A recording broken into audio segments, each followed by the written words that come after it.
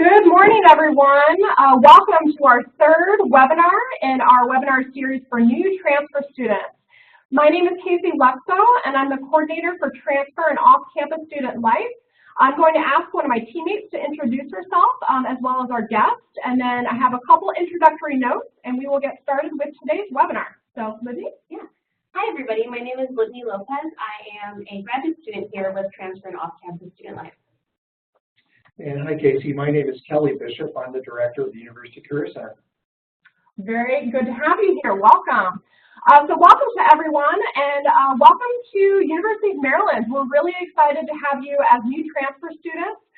We hope this webinar will be very informative. We feel very lucky to have the director of the Career Center with us. We feel very special. And our Career Center, as I like to say to all students, is really world class. So you're going to get some really great information in today's webinar. Just a couple logistical notes. First of all, I want to ask folks, can you hear me? Can you just use the chat button on the right-hand side and just chat me to let me know that you can hear me okay? While you're doing that, just a couple other reminders. We have muted all of the lines. So as we go along in today's webinar, if you have any questions, you can use the chat feature, which is on the right-hand side, and you can chat your questions, and you can chat them at any time. So while the presentation is going on, we're also going to leave about 10-15 minutes at the end of the webinar for questions, so feel free to start thinking of those questions as we go along. The last thing I want to remind folks is that we are recording today's webinar, so we just wanted to make sure that everyone knew that. So without further ado, we're going to hand it over to Kelly to get us started. Great, thank you, Casey. Well, delighted to be here and appreciate having the opportunity to reach students before you get into full swing in the fall. Things are really busy. You're probably already overwhelmed with all the information that you've been sent.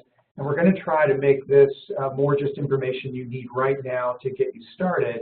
But there's a lot more information that goes along with the rest of your career development than just things we'll cover today. So we want to welcome you into our services. Here's what we're going to cover, and we're going to go pretty quickly through most of this. Careers for Terps is the primary system that we use, that is used by our students for all the job postings that we get in, and we're talking about full-time jobs, internships, on and off-campus part-time jobs, even volunteer experiences are in there.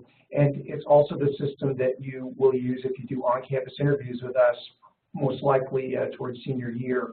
So we want to make sure you know how to use that system, and we're going to go through some of the basic screens first.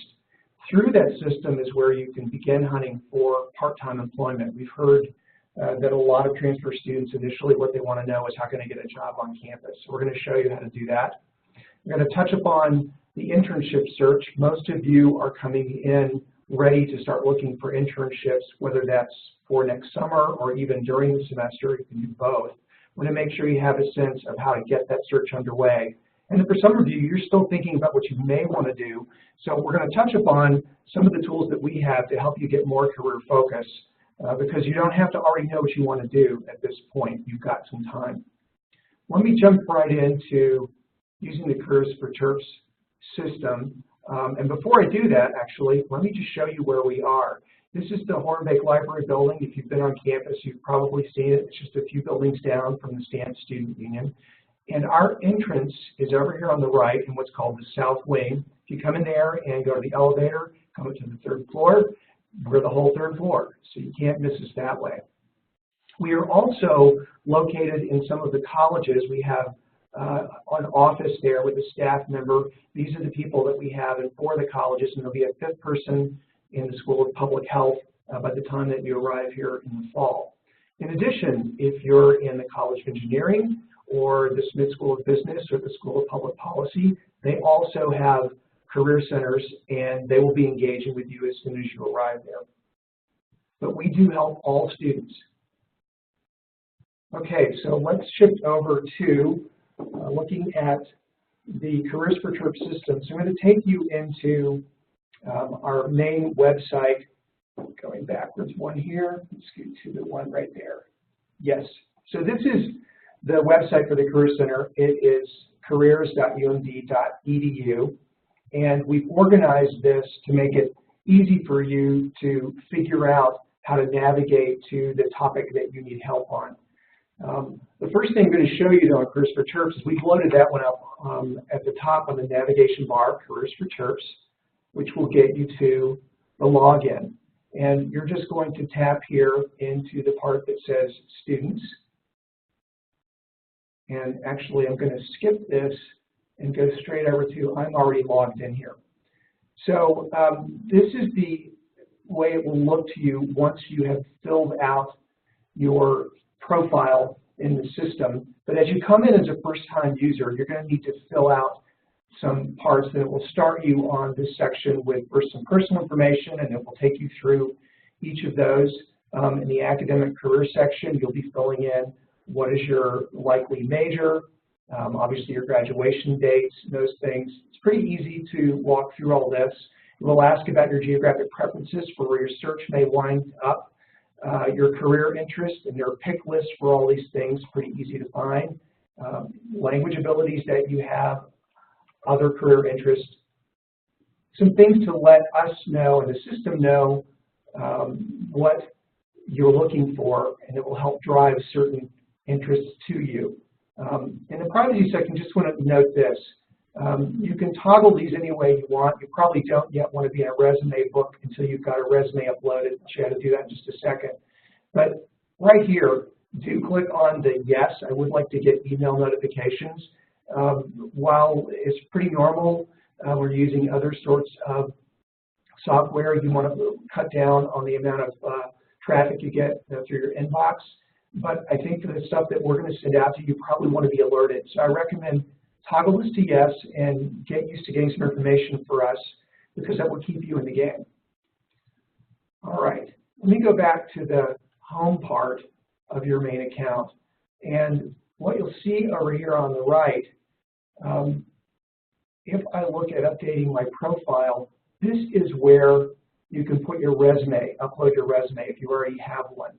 You can see it right here. I've already got a couple of different resumes loaded into here, and this is my generic resume that I've got that I can use for a variety of things.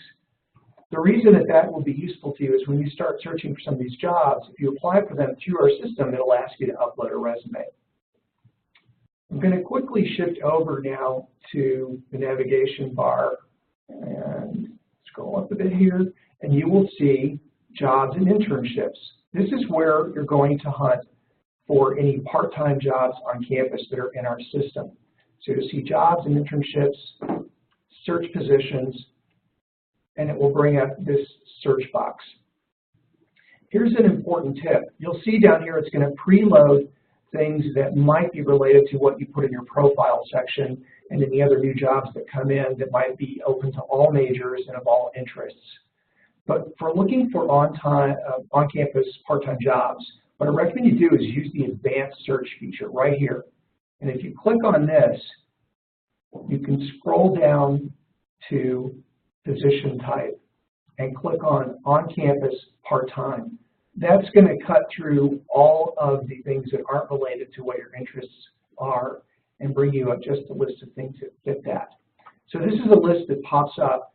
As you can imagine, there are a lot of offices on campus that through the summer are going to start putting their listings in here for students coming back in the fall. Some of them have already begun to do this.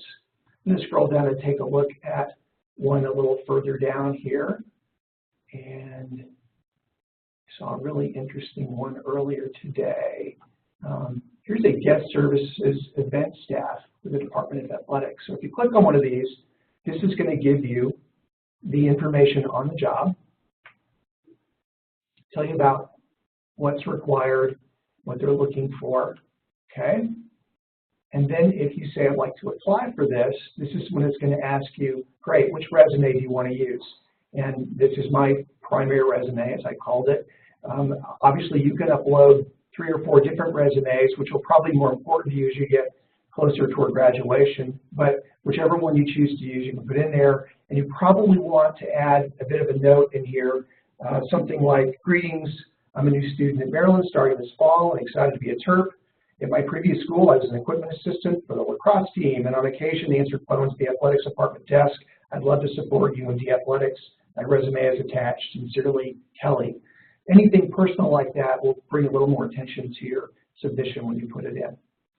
Okay, another thing on here that's really useful, if you scroll down to the bottom of where this listing finishes, you'll see these are other jobs that might be related to the one you're looking at. And if you click on those, again, you'll see the same thing, some overview and information. Some of the offices that post in here don't have resumes submitted through the system. They simply want you to contact the office. And so in that case, you can simply go to the office directory, and as you see here, this is the address of this particular office, and probably show up in person and bring your resume. Just say, hey, I've heard you have this part-time job open, want to apply for it. For the larger units on campus, they have their own application portals. And so I'm going to go back here to the front of our page. This is back to our main website. We've loaded up links to those large units through the Gain Experience portal here. If you scroll down in this page to student employment, you're going to see three things. The first one is federal work study right here. If you have work study status, and you should know that already from the financial aid office, they have specific postings for students with work study status, because there are a lot of departments on campus that hire exclusively work study students, and that's where you're going to find out about this listing. So you definitely want to click on that tab and go there. For all the rest of these large organizations on campus that hire lots of students, here is where you're going to find the links to them. So the Stamp Student Union, Conference and Visitor Services, the Department of Transportation Services is huge. We already know this one from Maryland Athletics we were looking at earlier, the careers for church system. University of Recreation and Wellness, which I believe is one of the most popular places to work on campus, they hire about 1,000 students annually. So these are really large units on campus. And if you click on these links, it's going to take you to their similar portals that look similar to Careers for Terps, but has fewer features. Just very simply, you can go in and look at the postings. This one for the STAN, for example, they'll probably start posting these positions closer to middle of August or so, and again, they hire a lot of students. So you want to make sure that you're familiar with where these links are. Now, there are a few units on campus that their posting system is nothing more than a bulletin board outside of their office. And so you may find out from talking to friends that are already students here that there's an office that's looking for a student assistant and you don't find it's posted anywhere. That shouldn't stop you from visiting that particular department or office and saying, hey, I already have an opening from a friend of mine who's in charge of that. Can I get my resume? Don't be shy about that sort of thing. All right, we're going to jump back to the presentation here. I'm going to let you do that.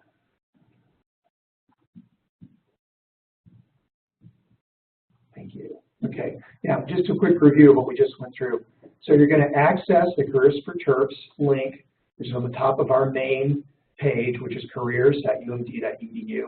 When you're looking for jobs on campus, you're going to look at the jobs and internships link in the Careers for Terps system. You're going to look for on-campus part-time jobs under the Advanced Search tab, and that's where it says position type, and that will bring up the list that you're looking for. And then the links to the other employers on campus on our main page. Look at the part-time jobs on the campus page on our main website. Okay, let's shift gears a bit here and talk about internships. This is a stat from our most recent graduation survey that students get as they're graduating. And this has been a fairly consistent number for quite a few years. You'll see that the vast majority of our students do get at least one internship before graduation, and most of those that have an internship have had more than one. So getting internship experience is something that is very, very important to most employers. What they value more than anything else is how much experience have you already gotten. It doesn't have to be specifically in their career field, but they want to see that you've been in a work setting doing work, and certainly an internship, which usually has more responsibilities than just a part-time job, signals to them that you have had some professional experience. Internships come in three different categories in terms of the types of employers. The first category are employers that hire interns as their primary means of acquiring talent for full-time positions and even executive level positions later on. These are mostly large corporations and high-tech firms. And those are the folks that you're going to see coming proactively on campus trying to recruit students through our large career fairs, through on-campus interviews, and they'll be very involved in a variety of professional development workshops where they get a chance to just get their brand out there and let you know they're going to be looking for talent. In other industries and fields, you'll find the employers have more of a passive approach to this. So they do take interns, and those interns are the people that they tend to turn into full-time employees, but they don't go out of their way to find them, particularly ad agencies, for example. You're going to have to knock on their doors. There are also many employers that have on occasion hosted an intern, but it's not part of a strategy they have. And while they're often welcome to take a proposal from a student saying, hey, could I become an intern at your company, they might not have much structure. And for those, you're going to want to apply the structure yourself. And that means you're going to want to know before you go in to that sort of an employer what it is you're trying to learn and get from the experience, because you're going to have to kind of drive what experience you have in there.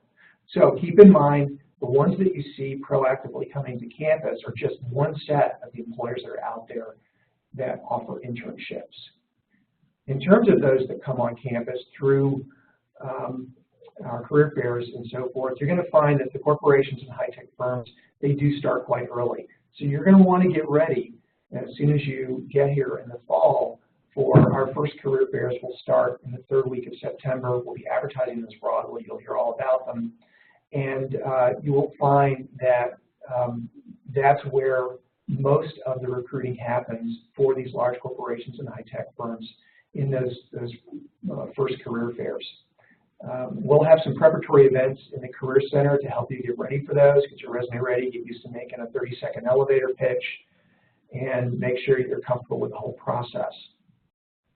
You'll find later in the spring, we do our spring career fairs, a much wider variety of employers because they like to start looking for interns closer to when you'll actually do the internship, assuming you're looking at a summer internship.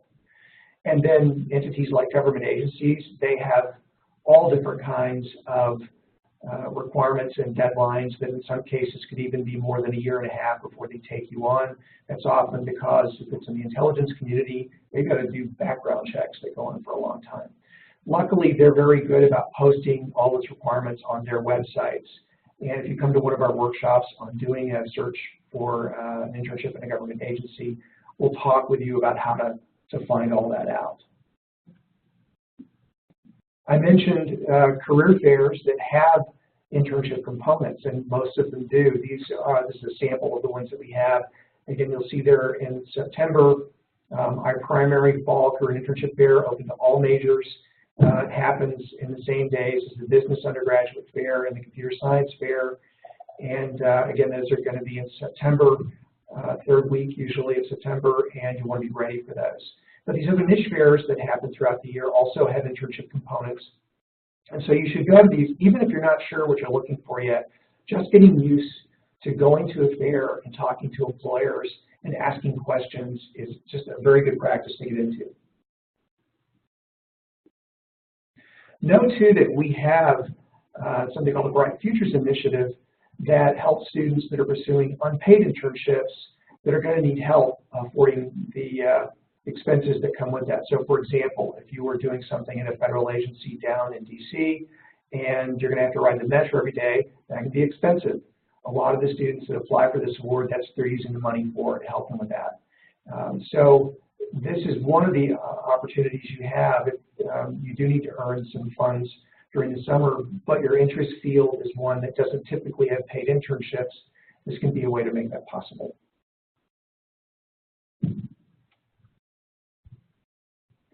Now, a lot of this, which you can piece together through our workshops and online resources, again, it can be daunting, overwhelming, there's a lot of parts to it, If you'd like to make it simpler, think about taking one of these online courses that we offer. The first one there, EDCP 108I, Academic Transitions to Internships, is fully online and what we call asynchronous, meaning it has modules that you work your way through on your time frame. Deadlines come about every 2 weeks, so it keeps you on track, but you don't have to actually show up at a physical location at a given time. So students really appreciate the flexibility of that. It fits into pretty much any schedule. It is credit bearing. Psychology of Getting Hired is the same kind of course. It stretches out through the full semester. It's a little broader based, but will give you all the background you need to get internship search or job search underway, to be familiar with the tools that we have. Most of the assignments will connect you with our resources and get you comfortable with them. So we have about, I think, almost 1,300 students that take one of these two courses every year. A lot of students find these useful. If you're at the stage of still trying to figure out what you're looking for, we have a variety of tools. I'm showing you just a couple of them. This one is called Focus 2. It's an assessment instrument. And if you've never done one of these, it's very helpful for getting you to have a language, first to have a conversation with yourself about what am I interested in and how would I know about that? And what does that relate to things that I've already done? How would I talk about those interests to an employer or even someone I'm just doing an informational interview with, like an alum? So this is something you can take online. It's located in the Careers for TERP system, and you'll see it on your main home page. You can click on it and open an account for free, and you can take the assessment. And if you want, you can bring that in to meet with one of our advisors and talk through it to get some assistance. If you have an idea about your own interests and skills, but are trying to figure out how that connects into different career fields, we have something called Vault Guides. And this is a spectacular array of different fields and job types that are explained in easy-to-read guides. And these are fabulous, depending on the field that you want to go into. You're seeing on the left there, the industry guides. That list goes a lot further down the page. And pretty much any kind of interest you've got is covered in one of these guides.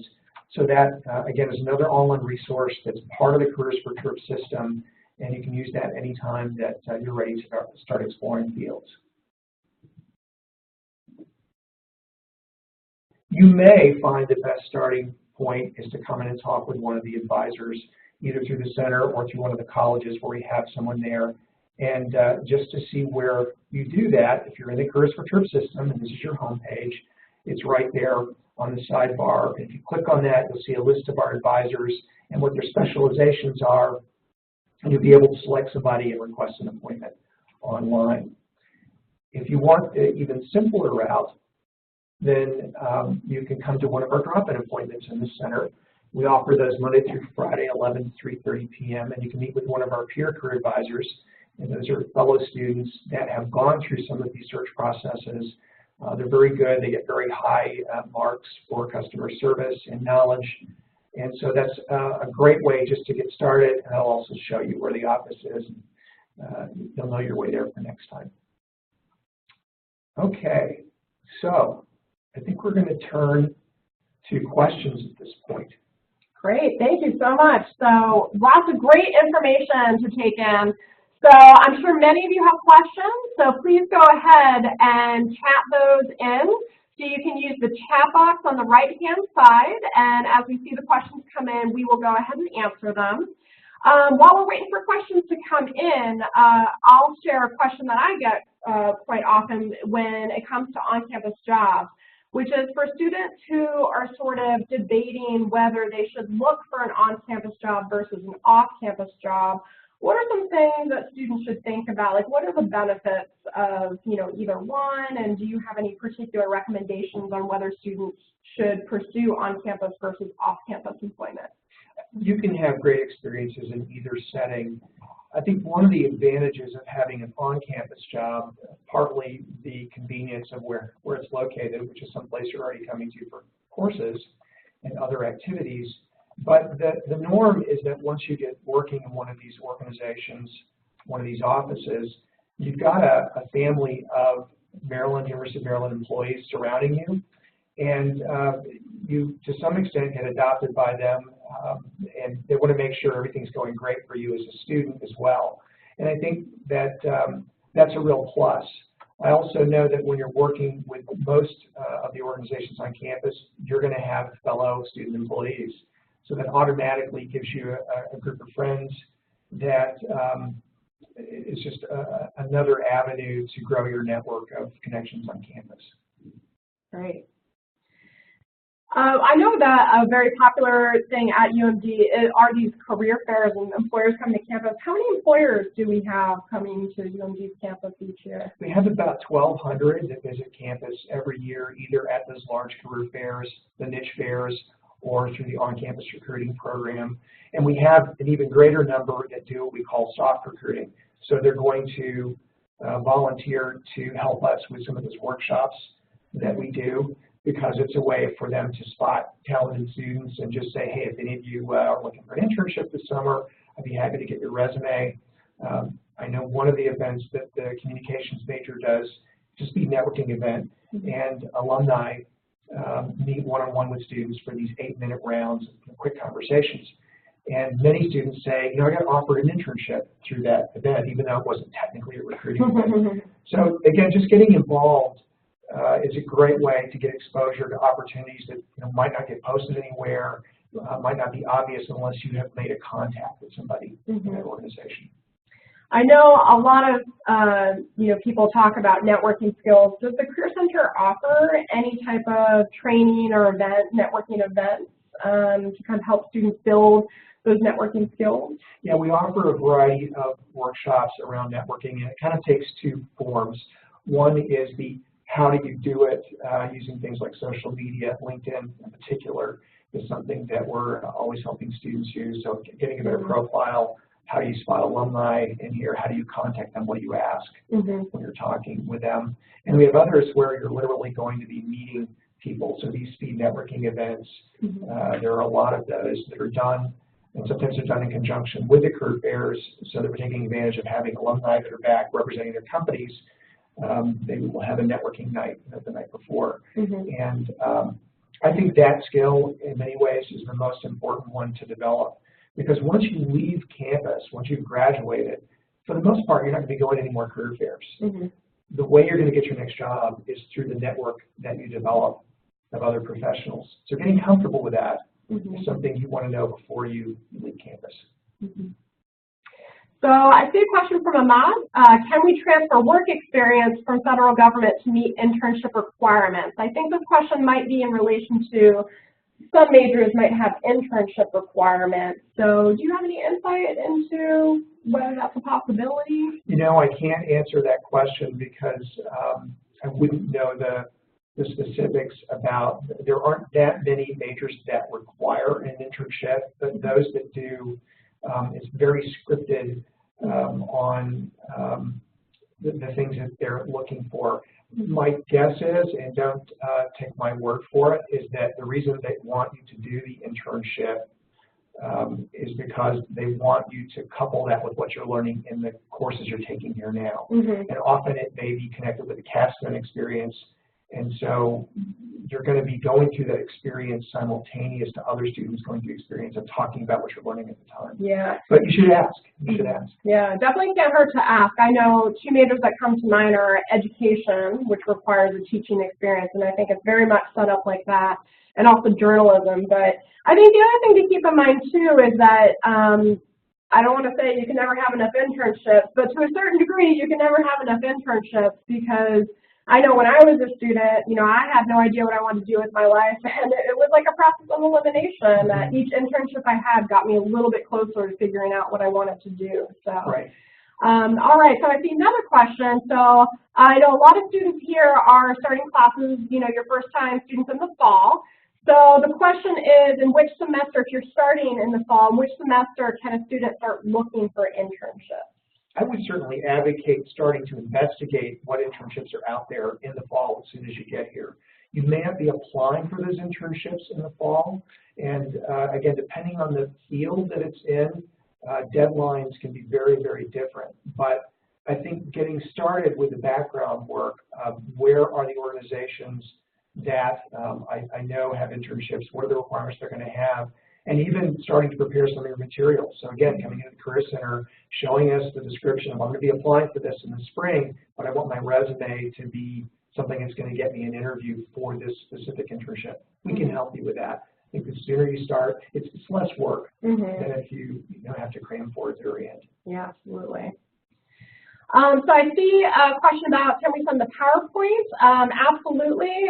We're going to be sending up a follow-up evaluation, so I'll certainly attach the PowerPoint to that. And as a reminder, we're recording too. So if you ever, a month later say, gosh, I want to remember what happened in that webinar, you can absolutely view the recording on our YouTube channel. So hopefully those will be two good resources that you can always turn to. I know another question I often get from students is maybe for some students they're kind of toggling between maybe two different career choices, and they're not quite sure what field to try the internship for. So do you have any advice for students that are kind of thinking through their options and maybe how they should balance that? Should they prioritize one possibility over the other, and how do they choose? That's a great question.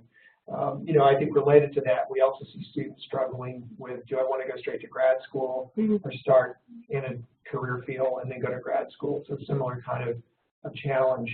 In the search process, it's bigger than just getting to an online portal and applying, sending your resume color out and hoping you get an interview. You're going to be talking to people in that field and perhaps in that organization before you become a candidate, before you apply.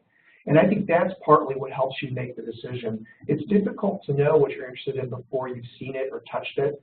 And I know, for example, one of the most popular things that we have is called Intern for a Day. It's a half-day job shadow opportunity. About 800 students do that each year. And these are typically alumni who serve as hosts. All different kinds of fields. We match you up with your interest field and the appropriate setting, and you're going to go there for half a day and find out what is it like to do this sort of thing. And that is great to do before you commit yourself to an application. It will also perhaps strengthen your application because now you have an inside view to that field that you didn't have before. Absolutely. I've had many of my transfer students do the Intern for a Day programs, and that's particularly, I think, a good one your first semester as you're still kind of navigating things, because it's pretty low commitment. If you go to an orientation workshop for the program, you put down your employer preferences, and that's usually a one-day commitment. And I've actually had students get long-term internships from that one-day program, so that's a great way to network and kind of explore careers. So definitely check that program out. That's a great one. Do you know when that information will be coming out? So yeah, we'll start posting that back on our main website, careers.umd.edu. If you scroll down from that first opening set of videos, you'll see that's where we host all of our the events calendar, and we refresh that all the time. So if you watch for that, you'll see when the posting comes out. You can also go on the site and look at the Intern for a Day description on our website, and it'll tell you when to get ready for the information to come out. But again, that is a great investment to make. Just a reminder to keep chatting in any questions you might have. This is a great opportunity to pick Kelly's brain, so on anything you might have. So please feel free to go ahead and add in those questions. So I know when I first transferred to my undergraduate, one of my challenges was that I was working sometimes, and trying to really make that decision in my first semester, like, am I going to look for an internship or look for a job on campus? Am I going to have the capability of doing that while working full-time? So what would you recommend for students who are still trying to figure that out? Because I think we have a lot of transfer students as well that come in maybe that have a job, a commitment that they really can't get out of, and so how do they find that balance where they want to get those opportunities and those internships, but they also have this job commitment? Absolutely. I think the important thing is to, in some ways, you're going to work backwards. So if you've done enough career exploration to have a pretty good idea of the field you want into, or fields, maybe it's more than one, and you're beginning to form those networks, talking to professionals, and most of these initially are going to be alumni who are delighted to help you out. That's when you're going to hear from them, hey, look, to get into this field entry level after you graduate, you're going to have the following experience. And you can ask them, how much of the experience I'm currently getting from my full-time job is going to transfer into that? Or are you going to expect me to have had an internship in this particular industry or field? They're going to be the experts that will tell you what's going to be expected. And that'll help you make the decision, do I make the sacrifice, particularly if it's going to be some period of time that it's not going to be paying the same as your full-time job, you're going to have to step away, but I need to make this investment for my long-term goals to be met. And so a lot of what we're going to help you do is make those connections with the experts who are also the gatekeepers of getting into those fields so that you can get both the exposure to what they do to see if it is a fit for you and to hear, here's the things that you're going to have to be ready to do. Mm-hmm. Great advice.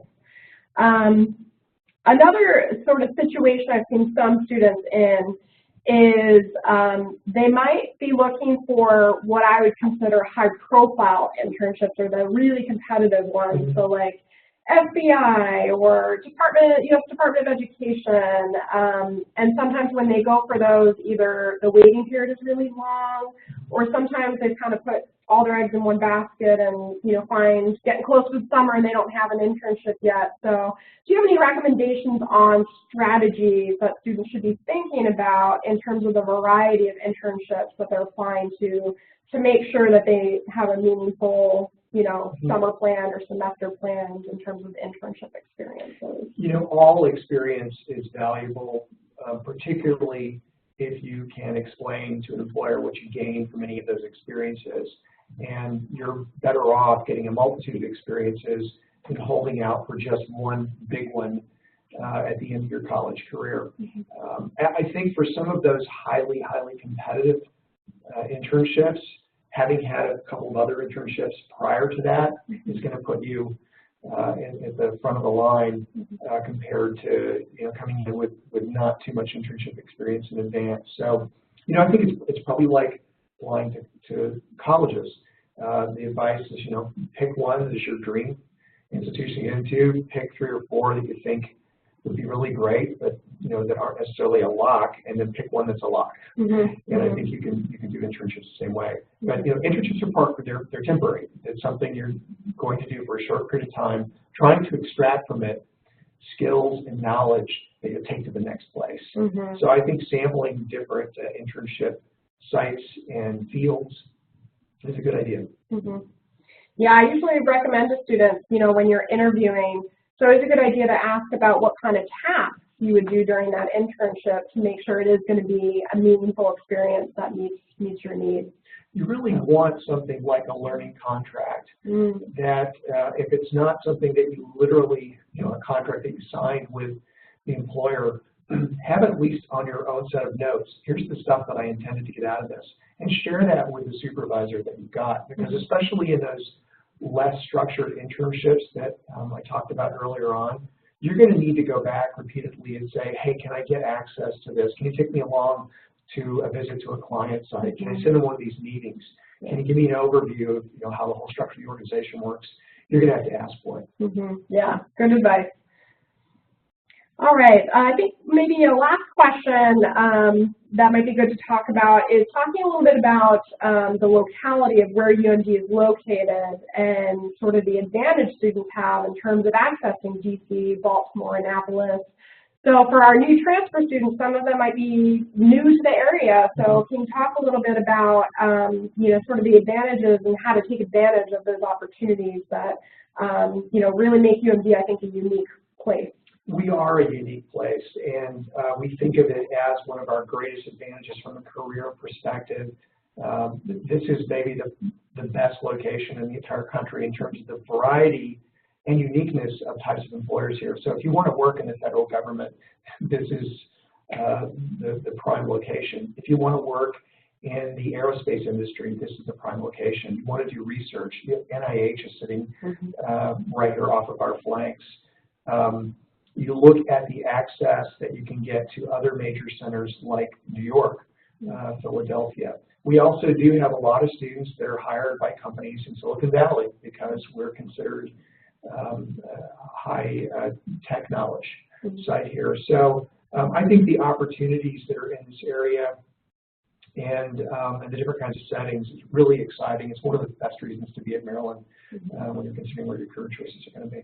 Absolutely. So hopefully that has you excited to get started with Maryland in the fall.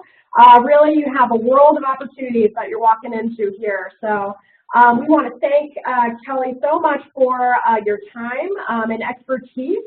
Any final last words before I do a couple quick summary things before we end for today? Well, I'll reiterate what I said earlier. Please start this process early, and that means checking in with us. Just drop by one day. We do one of those drop-in appointments and just say, hey, I'm new here. I just want to make sure I know where everything is and what to get started on. Feel free to email me this summer. I'm happy to talk with students, and we can even do that over the phone if you want to make an appointment. Happy to do that. I want to make sure that you get a great start here and that you take advantage of all the resources that we have at the University of Maryland. Wonderful. Well, thank you so much to everyone for joining us. Just a couple quick things to end. We hope that you enjoyed this webinar and found it helpful, but we do have one more left, and that's going to be on August 2nd, and that's how to get involved on campus, where we'll have folks from our Student Organization Resource Center, including a couple transfer students who have been involved on campus, and they're going to share tips about things to think about as you're getting started this semester. So please mark your calendars. August 2nd will be our last webinar. And as mentioned, I will be sending a follow-up email with information about how to access the recording, and I'll send the PowerPoint as well. Lastly, I just want to give a plug. Hopefully you enjoyed this, and this is just one of many programs that our office does. So again, we are Transfer and Off-Campus Student Life, and we are here to serve you, our transfer students. So first of all, our website is pretty easy to remember. It's stamp.umd.edu/TOSL, that's TOCSL. On our website, we have information about our upcoming events, including our new transfer student welcome, which will be on August 24th. But we have also lots of fun events coming up, like a trivia night.